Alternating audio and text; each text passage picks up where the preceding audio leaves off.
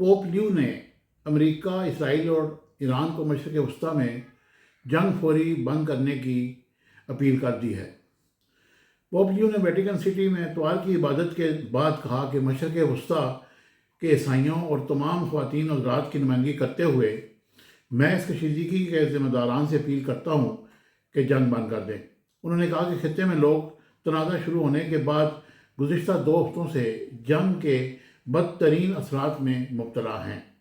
इनका कहना था कि हज़ारों अफराद मारे गए हैं और बड़ी तादाद में लोग अपना घर बार छोड़ने पर मजबूर हो गए हैं। इन हमलों पर अपने प्यारों को खोने वालों के लिए दुआ करता हूँ कि जहाँ स्कूलों, अस्पतालों और रिहायशी इलाकों पर हमले किए गए।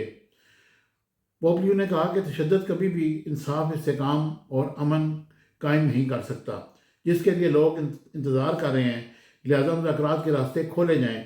और लबनान की सूरत हाल पर भी उन्होंने तशवीर का इज़हार करते हुए कहा कि लबनान की सूरत हाल इंतहाई दगरगूं है और उम्मीद है कि मुज़ाकरात के मौक़े से लबनान की हुकूमत को मुल्क में पायदार अमन कायम करने में मदद मिलेगी और लबनान के अवाम को सहूलत मैसर होगी। दूसरी जानब अमेरिका और इसराइल के ईरान पर हमले जारी हैं, जबकि ईरान भी मुसलसल इसराइल और खित्ते में कायम अमरीकी फ़ौजी बेसिस को निशाना बना रहा है।